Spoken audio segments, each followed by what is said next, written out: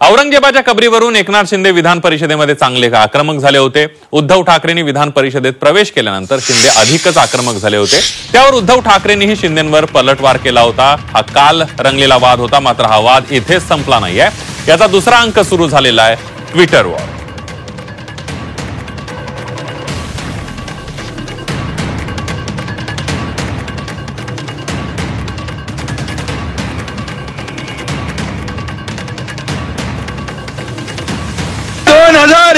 मध्ये सत्ता मिळवली, काँग्रेस बरोबर जाऊन तुम्ही काँग्रेसमध्ये जाऊन सत्ता मिळवली आणि बाळासाहेबांचे विचार सोडले, औरंगजेबाचे विचार स्वीकारले आणि म्हणून तुम्हाला बोलायचा अधिकार काय?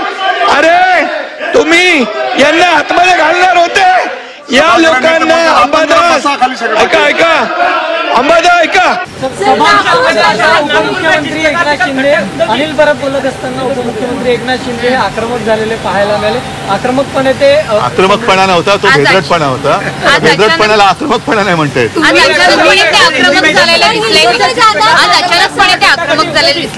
अहो त्याला आक्रमकपणा म्हणत नाही हो, त्याला भेदरटपणा म्हणतात। आपण बघतोय आदित्य ठाकरेंनी पहिल्यांदा पलटवार केलाय। आदित्य ठाकरेंवर शिवसेनेनं पलटवार केलाय। हिंदुत्वाच्या विचारांची गद्दारी करून औरंगजेबी विचारांचा हात धरणारे आदुबाळ हे आजचे सूर्याजी पिसाळ आहेत। सत्तेसाठी काँग्रेसी गुळाला चिकटलेले हे मुंगळे बाळासाहेबांनी वेळीच चिरडून टाकले असते।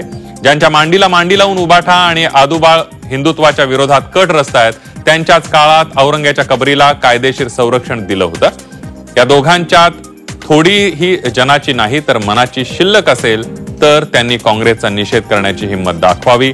छत्रपती शिवाजी महाराज हे नातेसंबंध न पाहता केवळ शौर्य आणि नेतृत्व गुणाला महत्व देणारे होते। त्यांचं नाव घेणारे आजचे महाराष्ट्रद्रोही मात्र नकळत्या वयातल्या लेकराला मंत्री करतात, मग पोरग खांद्यावर बसतं की एक पाय वर करतं आणि भुंकतही, असं म्हणत शिवसेनेनं आदित्य ठाकरेंवर पलटवार केलाय।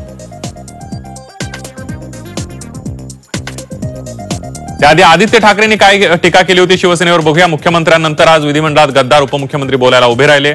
औरंग्यावर बोलायला त्यांच्यावर बोलणारे हे कोण तर रायगडच्या पालकमंत्र्यांनी ठेवलेल्या छत्रपती संभाजी महाराजांवरच्या चित्रपटाच्या शोवर बहिष्कार टाकणारे।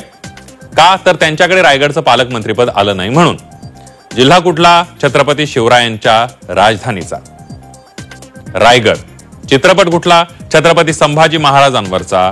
स्वतःच्या स्वार्थासाठी कुठल्याही थराला जाणारी ही राजकारणी कीड औरंग्याबद्दल आणि छत्रपती शिवरायांबद्दल बोलणार हे तेच आहेत जे राज्यात द्वेष पसरवून राज्य पेटवू पाहतायत। अशा निर्लज्जांनी आम्हाला शिकवू नये।